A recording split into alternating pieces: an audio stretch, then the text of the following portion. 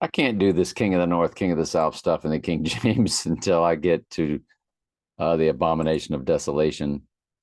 It's just too tedious. I tried to show off a little bit. Nah, it's just too ridiculous.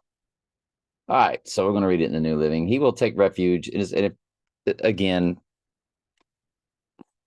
very hard to say what all these different kings are, back and forth, but eventually the King of the North becomes the Antichrist. Whether it's been him the whole time in very figurative, abstract language, or whether it's been the seven kings of Mystery Babylon back and forth as south or north, or they've always been north. I have no idea. Your guess is as good as mine. You can go on any website on this earth and try to figure it out. You won't know for sure. If you think you have an idea, by all means, share it. I'd love to read your comment. I mean, nobody ever comments, so I would love to read the comments of what your opinion is. And it could be the Antichrist all along in figurative language, but daughter is mentioned twice, two different times. So I don't think it's the Antichrist daughter two different times. And though he has more than one daughter and they both have married, and they could be married to bloodlines. So that could be speaking to that. There's Ivana and Tiffany.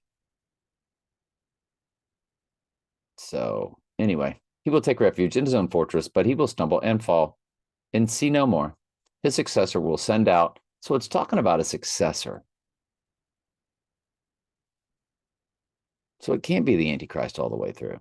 His successor will send out a tax collector to maintain the royal splendor.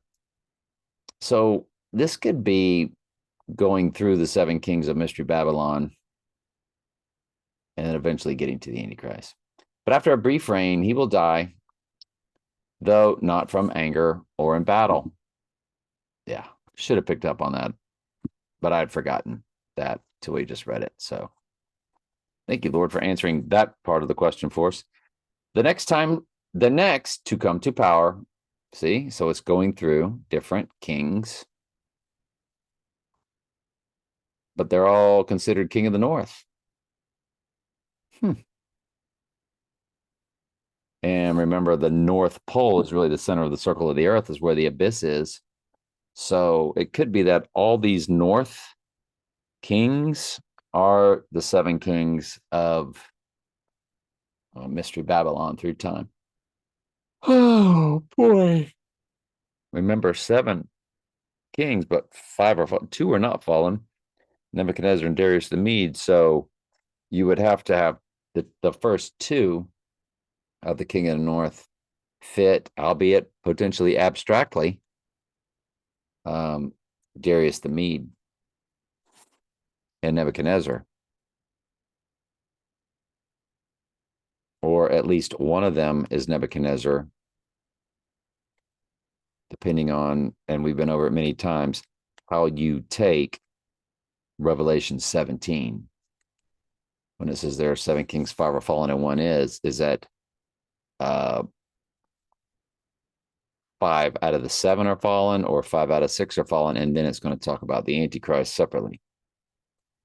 Because grammatically, in the King's English, transferred over to the Greek, it could be seen two different ways.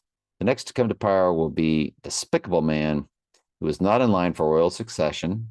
Does any of the seven kings of Mystery Babylon fit that? He will slip in when least expected and take over the kingdom by flattery and intrigue. That sounds like Hitler. Before him, great armies will be swept away, including the covenant prince. The covenant prince, including a covenant prince with deceitful promises. Or are we getting into the Antichrist? He will become strong despite having only a handful of followers. Without warning, he will enter the richest lands of the land. He will distribute among his followers the plunder and wealth of the rich, something his predecessors, see, predecessors, had never done. He will plot to overthrow the strongholds, but this will last only for a short while. Then he will stir up the courage and raise great armies against the king of the south. The king of the south will go to battle with a mighty army, but to no avail. There will be plots against him.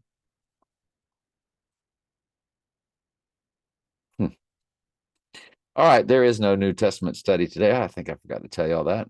I'm glad you're here. I love you very much. Ask questions anytime. That's what I'm here for. We're going to even up the columns. So no New Testament tomorrow either. On Thursday, then Friday we get into Philemon. Love you.